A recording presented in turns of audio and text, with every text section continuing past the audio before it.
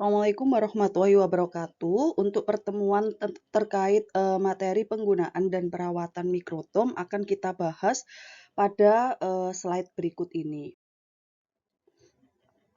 Nah, di sini pengantar mikrotom. Jadi mikrotom ini kalau sebelumnya kita belajar terkait instrumen ya yang digunakan untuk analisa. Nah, mikrotom ini bukan termasuk instrumen untuk analisa, tapi instrumen yang digunakan untuk preparasi sampel. Preparasi sampel yang seperti apa? Nah, di sini kita lihat dulu pengertiannya terkait mikrotom. Mikrotom ini berasal dari mikrotomi ya, yang eh, tersusun atas kata mikros yang artinya kecil dan tamnein yang artinya memotong. Nah, artinya berarti di sini mikrotomi merupakan proses pemotongan bagian spesimen yang terdapat dalam blok parafin menjadi sediaan yang tipis atau sediaan yang kecil. Kemudian, mikrotom ini banyak digunakan dalam bidang histopatologis, histologi, histopatologi, dan histokimia pada organ maupun jaringan. Ya, jadi kalau kita berkaitan sama organ dan jaringan, preparasi spesimen berupa organ dan jaringan, maka pemotongannya ya untuk membuat preparat itu digunakan alat namanya mikrotom ini. Nah, mikrotom digunakan pada keperluan penegakan diagnosis penyakit tertentu seperti tes biopsi. Ya, karena kan mikrotom ini keperluannya adalah untuk membuat jaringan ya, untuk membuat sediaan tipis jaringan, maka sampel yang digunakan biasanya kan berupa biopsi, biopsi dari jaringan. Nah, kalau biopsi ini berarti penyakit apa saja yang dianalisanya melalui pemeriksaan atau tes biopsi. Nah, di sini ada biasanya ya pada kanker, kemudian kelainan pada organ tertentu. Nah, itu menggunakan mikrotom ini untuk preparasi sampelnya ya sebelum dianalisa. Nah, di sini diagnosis penyakit yang dianalisa menggunakan tes biopsi atau pemeriksaan jaringan. Selanjutnya jaringan yang diambil itu tadi dari organ atau jaringan tertentu itu dibuat sediaan tipis dalam bentuk preparat. Jadi untuk bisa melihat sediaan tersebut di dalam mikroskop, maka sebelumnya harus dibuat preparat dulu. Nah, untuk membuat preparat dari sampel jaringan itu diperlukan mikrotom ini.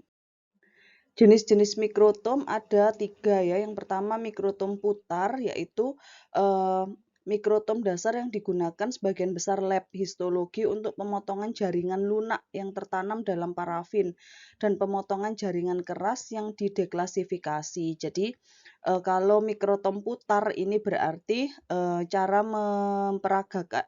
mempraktekannya berarti waktu pemotongan itu ada tuas yang diputar ya. Kemudian ada mikrotom geser. Nah, kalau mikrotom geser ini yang membedakan dari mikrotom putar. Kalau mikrotom putar lebih banyak untuk pemotongan jaringan lunak, tapi kalau mikrotom geser ini untuk memotong langsung jaringan yang dia besar ya dan tertanam dalam seloidin atau jaringan keras kecil yang tertanam dalam plastik atau resin dan tidak digunakan dalam histopatologi rutin. Jadi kalau mikrotom putar ini pakai blok parafin, kalau di mikrotom geser ini pada sampel yang dia tertanam pada matriks yang lebih keras ya seperti plastik resin atau seloidin. Kemudian yang ketiga mikrotom klinis beku. Nah, freezing mikrotom. Jadi kalau mikrotom klinis beku ini dia sesuai untuk memotong sampel ya yang dia harus dianalisa dan bersifat segera. Karena di mikrotom klinis beku ini dia pada saat pemotongan dia ada bagian yang berfungsi untuk men-spray ya atau menyemprotkan karbon dioksida cair sehingga jaringan tersebut beku, kemudian langsung dapat dipotong menggunakan mikrotom ini. Kemudian ini bagian-bagian mikrotom, karena yang sering digunakan itu mikrotom geser ya dalam pemeriksaan histopatologi sehari-hari, maka di sini yang dijelaskan adalah mikrotom geser. Nah, bagian mikrotom geser itu dilihat dari sininya. Nah, ini kan cara mengoperasikannya kan tuasnya ini diputar ya, diputar sehingga nanti pisau yang ada pada mikrotom ini dia akan bergerak. Nah, di sini ada bagian-bagiannya. Yang pertama ada penjepit pisau yang nomor 1 yang di sini ya, penjepit pisaunya. Kemudian cak nomor 2 ya, cak ini digunakan untuk eh, sebagai ini penahan jaringannya atau penahan blok parafinnya. Kemudian yang ketiga adalah skala ketebalan pemotongan. Jadi kita bisa mengatur mau jaringan dengan ketebalan berapa seperti itu. Kemudian yang keempat ada roda bergerigi. Nah, roda bergerigi ini ya yang berfungsi untuk, nah kalau kita kan menyesuaikan skala ketebalan itu kan bisa kita atur sehingga di sini berkaitan sama nanti ada roda bergerigi yang akan menyesuaikan kalau kita memutar skala ketebalannya maka dia akan bergerak. Kemudian yang kelima pelatuk. Nah, pelatuk ini untuk menahan kalau sudah sesuai ukurannya maka yang kelima pelatuknya ini maka dia ditarik ya untuk mempertahankan ukurannya biar dia tidak berubah. Kemudian yang keenam skrup mikrometer milihit ya. Yang keenam letaknya di sini skrupnya. Kemudian yang ketujuh poros dengan roda. Nah, poros dengan roda itu yang ini ya, yang warna hitam ini yang berguna untuk dia berputar ya, karena tadi kan mikrotom putar, jadi ada porosnya. Kemudian yang kedelapan basis mikrotom. Nah, basis mikrotom ini meja bawahannya ya, meja untuk penahan dari bagian-bagian mikrotom yang di atasnya. Kemudian persiapan sebelum pemotongan. Jadi kalau kemarin mungkin nanti di lab kan hanya ditunjukkan bagian-bagian sama fungsinya. Kenapa demikian? Karena pada praktikum mikrotom ya, itu harus persiapannya itu panjang atau membuat sediaannya ini membutuhkan waktu yang lebih panjang ya, karena harus melakukan serangkaian tahap. Yang pertama ada fiksasi, kemudian ada embedding ya, jadi jaringannya ditanam di dalam parafin atau dia dibekukan di dalam parafin, kemudian nanti baru terbentuk ini sebuah kaset kecil ya. Kaset kecil ini nanti yang akan dipotong menggunakan mikrotom sesuai dengan ketebalan tertentu. Nah, kalau dia sudah dipotong nanti jaringan yang ada di dalam kaset ini tadi ya, blok parafin ini yang berwarna hitam itu jaringan atau organ yang tertanam di dalam parafin ya. Yang putih-putihnya ini parafin. Kemudian kan dia diiris atau dia disayat untuk menjadi preparat yang lebih kecil sehingga nanti pengamatan di mikroskopnya itu lebih jelas gitu. Nah, pas dia dipotong kaset-kaset yang kecil ini dipotong pakai mikrotom menjadi sayatan yang lebih tipis. Sayatan tersebut kemudian dia dimasukkan terlebih dahulu di dalam water bath. Nah, tujuannya adalah untuk mengembangkan sayatan tersebut. Ya, jaringan yang ada di dalam blok parafin tersebut biar mengembang. Kalau mengembangkan dia menjadi bagian yang kalau awalnya tadi pas dipotong ini ada dia tidak rata ya, melipat atau lain sebagainya. Pas pemotongan, pas dimasukkan di dalam water bath itu dia akan mengembang dan menjadi rata potongannya, hasil potongannya ya. Kemudian potongan yang sudah rata itu tadi dan mengembang di dalam water bath, selanjutnya dia diambil menggunakan kaca preparat. Sehingga nanti jaringan yang ada atau jaringan hasil pemotongannya dia akan berada di atas kaca preparat. Nah, kalau sudah ada di kaca preparat, nanti akan dilakukan pewarnaan terlebih dahulu. Pewarnaan ya, habis pewarnaan nanti baru bisa diamati dengan mikroskop. Jadi ada banyak tahapan yang harus dilakukan sebelum melakukan preparasi sampel menggunakan mikrotom. Nah, kemudian di sini ya ada 7 tahapan persiapan sebelum pemotongan menggunakan mikrotom. Ini ada 7 tahapan. Yang pertama fiksasi. Fiksasi ini menggunakan eh, buffer formalin. Jadi NBF ya, netral buffer formalin 10%. Jaringannya itu dia dimasukkan dulu di dalam formalin. Kemudian nanti baru di trimming. Trimming ini pemotongan kasar untuk memperkecil jaringan yang akan dimasukkan dalam kaset. Kemudian dehidrasi. Nah, dehidrasi ini menghilangkan air. Air di mana? Air di dalam sampel jaringan itu. Nah, proses dehidrasi ini dia membutuhkan waktu yang lama. Kemudian ada embedding atau blocking. Nah, blocking ini masukkan jaringan di dalam parafin cair. Kemudian dipadatkan. Baru yang nomor 5 ini baru dia perannya mikrotom di nomor 5. Ya, jadi ada 4 tahapan dulu yang harus dilewati sebelum dilakukan pemotongan menggunakan mikrotom. Baru kalau sudah pemotongan dilanjutkan ke 6 dan 7. Nah, kalau sudah 6 dan 7 baru bisa diamati menggunakan mikroskop ya pada kaca preparat. Oke, dari 7 tahapan ini kita bahas satu persatu. Yang pertama ada fiksasi ya. Fiksasi ini mempertahankan bentuk dan integritas kimiawi sel agar sesuai pada saat hidup. Maka dari itu fiksasi ini dia kan pakai ini ya NBF tadi, pakai formalin, buffer formalin. Tujuannya adalah biar jaringannya ini tidak rusak atau diawetkan ya di dalam formalin. Tuh, kemudian yang kedua trimming. Nah, trimming ini kalau jaringannya itu besar ya, dia dipotong dulu menjadi jaringan yang lebih kecil. Menjadi jaringan yang lebih kecil biar bisa dimasukkan dalam kaset jaringan untuk dilakukan proses dehidrasi.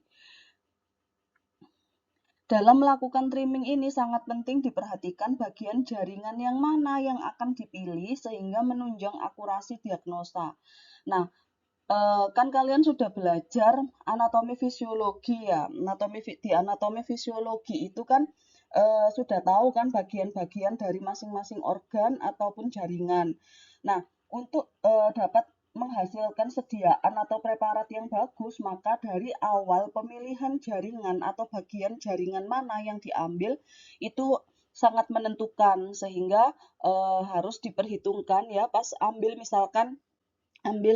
sediaannya itu ginjal dari mencit misalkan gitu. Nah, bagian ginjal dari mencit ini kira-kira yang berpengaruh dalam penelitian kalian itu bagian mananya, glomerulusnya, kapsula Bowman atau lain sebagainya. Nah, itu yang nanti kalian bisa ambil bagian tersebut sesuai dengan kebutuhan kalian untuk penelitian. Kemudian langkah selanjutnya ada dehidrasi. Nah, dehidrasi ini yang paling lama karena dia harus dimasukkan ke dalam beberapa pelarut ya dan didiamkan selama ini ada yang 2 jam ya, rata-rata dia 2 jam semuanya, direndam dalam alkohol 70% 2 jam. Selanjutnya diambil direndam dalam alkohol 80% 2 jam.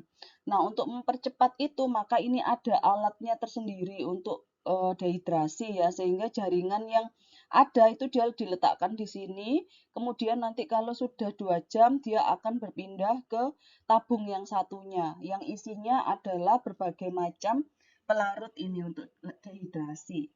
Ya, tujuannya dehidrasi ini adalah menghilangkan kadar air di dalam jaringan atau organ yang akan diteliti. Kemudian embedding dan blocking ya, embedding dan blocking. Artinya di sini adalah apa organ atau jaringan yang sudah dilakukan dehidrasi selanjutnya adalah dimasukkan ke dalam parafin cair ya, parafin cair untuk dipadatkan. Ya, untuk dipadatkan. Jadi dia ditanam di sini ya, di tengah-tengahnya, kemudian dia ada parafin cair dituang, jaringannya dimasukkan ke dalam tengah-tengahnya, kemudian dia didiamkan sampai parafinnya ini dia akan mengeras ya. Parafin itu kan sama kayak bahan bakunya lilin itu ya. Jadi kalau dia panas dia akan leleh, kemudian nanti kalau dia dingin dia akan mengeras. Kalau sudah, maka kalian kan dapat blok parafin. Nah, blok parafin tersebut yang selanjutnya adalah diiris ya atau di cutting menggunakan mikrotom ini. Cutting atau sectioning. Jadi kalau sectioning ini adalah pemotongan tipis ya, pemotongan tipis dengan ketebalan 4 sampai 6 mikrometer. Nah, saat pemotongan ini disarankan ya harus dekat dengan water bath. Harus dekat dengan water bath. Jadi mikrotom sama water bath diletakkan sebelahan karena nanti pas pemotongan yang hasil pemotongannya itu melipat ya langsung dimasukkan ke dalam water bath ya. Semua hasil pemotongan ini dimasukkan ke dalam water bath. Tujuannya tadi apabila ada bagian blok parafin yang telah di cutting itu melipat, maka dia akan mengembang menjadi lembaran yang lurus ya. Kemudian kalau sudah mengembang di dalam water bath ya suhu 56 derajat Celcius ini, maka jaringan atau blok parafin tipis tadi dia ditangkap menggunakan objek gelas atau kaca preparat. Jadi nangkapnya tidak diambil dengan pinset atau tidak diambil dengan tangan ya, tapi diambilnya pakai objek gelas atau kaca preparat. Kalau sudah menempel pada kaca preparat, selanjutnya kaca preparat dikeringkan dalam suhu kamar. Nah, selanjutnya dilakukan inkubator sebelum diinkubasi ya, habis dimasukkan suhu kamar untuk eh, dikering anginkan ya, airnya itu yang tadi dari water bath itu kan isinya air. Jadi pas dia ditangkap sama kaca preparat kan dia masih agak basah sehingga dia dikeringkan dulu dalam suhu kamar. Kalau sudah nanti dimasukkan dalam inkubator ya untuk diinkubasi. Kalau sudah diinkubasi maka dilakukan pewarnaan. Ya, lanjutannya cutting tadi, jadi kaset atau jaringan dipasang kemudian dijepit pada roda pemutar, kemudian pisau diatur sudut kemiringannya dan dikencangkan. Nah, dikencangkan tadi kan pakai yang ini ya, apa namanya, kan tadi ada poros berputar, kemudian ada pelatuknya. Nah, itu dikencangkan menggunakan itu, kemudian baru dilakukan pemotongan kasar dulu, pemotongan kasar sampai dia terlihat jaringan kan pada blok parafin tadi itu kan bagian tepinya itu tidak langsung dapat jaringannya ya, biasanya masih dapat parafin sama jaringan yang tidak terlalu bagus. Jadi dia dilakukan pemotongan kasar dulu, baru kalau sudah terlihat jaringannya itu pada sudah mencapai jaringan ya di blok parafin tersebut, maka dilakukan pemotongan halus yang dia ketebalannya 4 sampai 6 mikrometer. Oke, kemudian ini ketajaman pisau mikrotom. Jadi ada pisau tebal, ada pisau tipis. Ya, pisau tebal ini diasah secara periodik karena berkaitan sama potong memotong. Berarti kuncinya mikrotom ini harus pada ketajaman pisaunya ya. Pisaunya dipastikan dia tajam. Nah, ada pisau tebal, ada pisau tipis. Nah, yang pisau tipis ini untuk sectioning ya, maka dia kalau pemotongannya itu sudah tidak bagus, maka pisaunya harus segera diganti. Kemudian ada staining. Staining ini dia pewarnaan ya. Kalau jaringan itu sebelum diamati di mikroskop kan dia dikasih pewarnaan terlebih dahulu ya, biar pengamatan di mikroskopnya itu lebih jelas. Sehingga setelah tadi dia ditangkap sama kaca preparat, berarti kan posisi jaringan yang mau dianalisa itu kan sudah ada di atas kaca preparat ya, kemudian diinkubasi. Setelah diinkubasi maka dilakukan staining ini, pewarnaan. Nah, pewarnaan ini umumnya pakai hematoksilin dan eosin ya, H dan E ini. Nah, untuk memperjelas yang awalnya itu dia tidak berwarna, kalau pakai hematoksilin itu warnanya seperti yang pada gambar ini, yang sebelah paling kiri ya. Kemudian kalau pakai eosin warnanya yang tengah ini, sehingga umumnya dia digunakan campuran eosin dan hematoksilin ini agar warnanya dia lebih cerah. Nah, kalau warnanya lebih cerah, maka dia akan terlihat lebih bagus gitu. Kemudian perawatan mikrotom sekarang. Nah, perawatan mikrotom ini yang pertama karena kita kerja pakai blok parafin ya, jaringan yang dia dijebak di dalam blok parafin, maka perawatannya yang pertama dibersihkan dulu parafin yang menempel. Kemudian yang kedua, karena kuncinya mikrotom tadi pada pisau ya, yang harus tajam dan tidak boleh pisaunya ini pisaunya ini ada yang sedikit patah atau dia ini bergerigi. Nah, itu harus diganti ya. Jadi harus dipastikan parafinnya dibersihkan dulu, pisaunya disimpan dengan baik biar dia tidak karatan dan lain sebagainya. Kemudian yang ketiga, semua bagian yang bergerak terutama permukaan geser ya. Tadi yang tuasnya yang digunakan untuk memutar, kemudian roda bergerigi berarti harus dikasih pelumas. Kemudian gerak maju mikrotom pada roda gigi juga ya harus dipastikan. Ini karena berkaitan sama ketebalan ya. Kalau satu gerakan roda bergerigi ini untuk mengatur ketebalan tadi itu harusnya sebesar 1 mikrometer. Maka kalau misalkan digeser diatur pada skala 4 mikrometer berarti kan dia harus sesuai. Nah, kalau sudah tidak sesuai maka harus dilakukan kalibrasi. Kemudian, lokasi penyimpanan peletakan mikrotom di laboratorium juga penting untuk menjaga kondisi mikrotom ya. Jadi dia diletakkan pada ruangan yang tidak boleh lembab ya, tidak boleh lembab dan harus kering. Nah, maka dari itu biasanya dia diletakkan dalam ruangan yang ber-AC. Kemudian mikrotom yang sudah selesai digunakan harus ditutup dengan kain atau plastik agar tidak terkena debu. Yang ketujuh, pisau mikrotom juga dilakukan perawatan karena tadi kuncinya ada pada pisaunya ya mikrotom ini. Terima kasih, sekian untuk penjelasan materi mikrotom. Saya akhiri dulu. Assalamualaikum warahmatullahi wabarakatuh.